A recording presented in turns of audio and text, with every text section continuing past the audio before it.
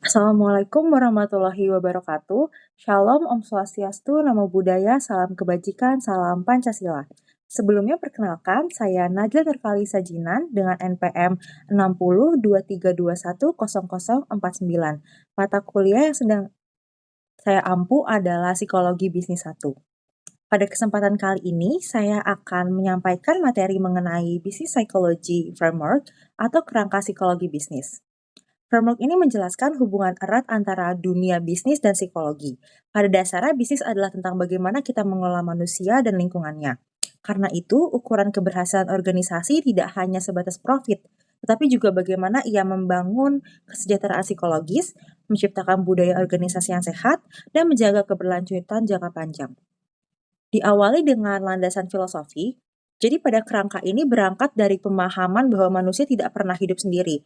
Kita semua berada dalam lapisan sosial mulai dari keluarga, organisasi, masyarakat, hingga negara.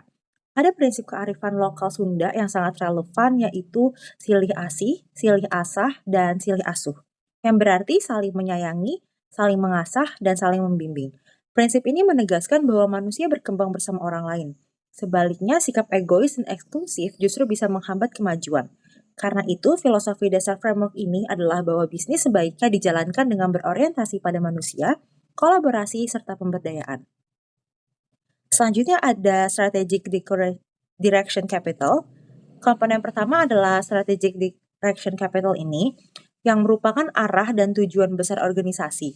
Isinya itu meliputi filosofi, nilai dasar, visi misi, tujuan bisnis, dan yang paling penting, strategic intent. Strategic intent sendiri ini berbeda dengan perencanaan strategis biasa. Ia bukan sekedar analisis SWOT, tapi sebuah mimpi besar jangka panjang yang ingin dicapai organisasi. Ada 3 ciri utama, yaitu sense of direction, memberi arah jangka panjang, kemudian sense of discovery, mendorong pencarian cara bersaing yang unik, dan sense of destiny, menumbuhkan ketertarikan atau keterikatan emosional seluruh anggota organisasi.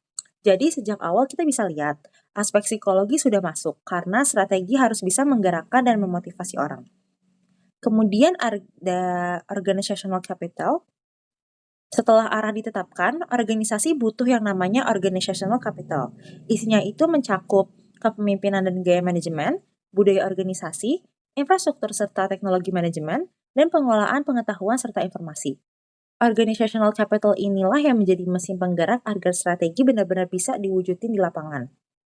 Kemudian ada human capital. Human capital atau modal manusia ini bagian yang fokus pada pengembangan kompetensi di berbagai level. Kalau pengembangan di individu sendiri itu kayak keterampilan, pengetahuan, dan sikap. Kalau di tim sendiri itu kerjasama, komunikasi, dan kolaborasi. Sementara di organisasi ada kemampuan untuk beradaptasi. Kalau di sosial dan lingkungan itu tanggung jawab terhadap masyarakat dan alam. Intinya itu kompetensi nggak boleh berhenti di satu titik aja, melainkan harus terus diperbarui secara berkelanjutan. Kemudian ada bisnis proses. Bisnis proses sendiri itu mencakup perencanaan usaha dan model bisnis, desain pekerjaan, strategi eksekusi, KPI, dan sistem umpan balik. Proses inilah yang menjembatani antara modal manusia dan modal organisasi, hingga akhirnya menghasilkan output nyata. Kemudian ada business result and impact. Lalu apa sih hasil yang ingin dicapai? Nah, hasil yang ingin dicapai itu adalah produktivitas meningkat, kemudian kesejahteraan psikologis dan kebahagiaan karyawan, kemudian keberlanjutan bisnis yang tidak hanya berfokus pada keuntungan jangka pendek. Dengan kata lain, framework ini menekankan keseimbangan antara kinerja ekonomi dan kesejahteraan manusia, dan hasil yang didapatkan akan kembali menjadi masukan untuk memperbaiki strategi, model organisasi, dan model manusia. Kalau implikasinya sendiri itu bagi individu, framework ini mendorong pengembangan diri, motivasi, dan well-being.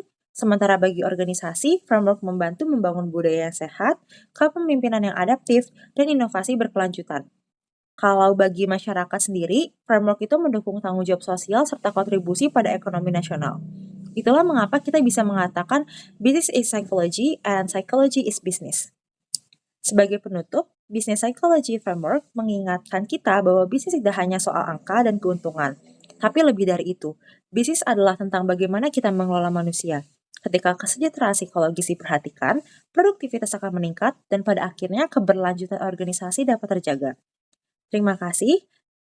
Sekian yang dapat saya sampaikan, kurang lebihnya mohon maaf. Wassalamualaikum warahmatullahi wabarakatuh.